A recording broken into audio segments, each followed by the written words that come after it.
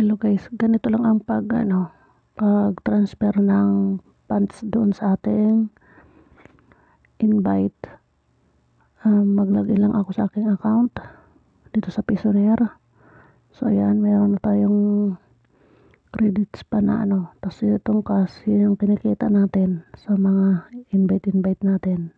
O diba, darating na araw, buwan, palaki na yan. So mag-transfer tayo ng, kailangan i-copy muna natin yung kanyang member ID. Itong nakikita natin nasa taas, halimbawa ganyan, pero akin yan ha. So yan, click natin tong arrow sa dulo.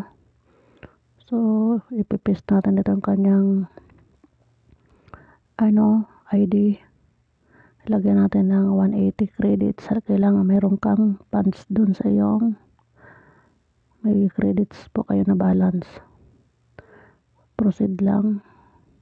Maglagay tayo ng password natin.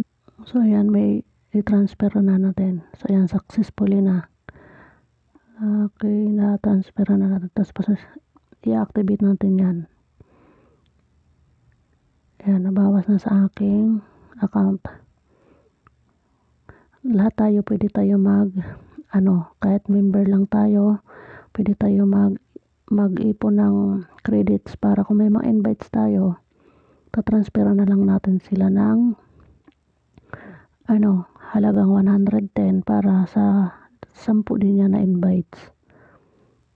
Kahit nasa sa pag-uusap lang yan, okay na lang ang magsingilan. Pero kung wala kang pang standby dito na credit sa account mo, bibili na lang yung invite mo doon sa ating banker o kung sino man na mayroong available na credits. Pwedeng galing sa akin kasi katulad sa akin may credits pa naman. Basta may credits, pwede pa ako mag-transfer. At wag yung pa 10 kasi sayang, 'di ba, kung magbabayad ka ng 10 sa GCash, lugi 'di ba sa send. Kailangan 110 pataas para hindi ka malulugi sa pagbabayad sa GCash. Kasi kung 10 piso ma-transfer ka sa GCash tapos sa account mo pa lang naman yan ma-activate, 'di ba? Kailangan mayroon kang may budget ka pa kahit papaano mga 110 pataas para i-standby mo lang dyan sa credits mo.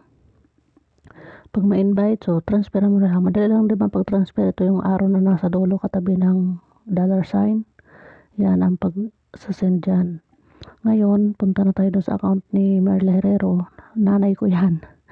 So, kasi ino-open ko siya ng account.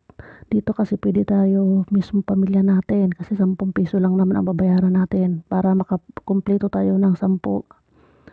So, punta tayo sa kanyang account. Mag-login tayo.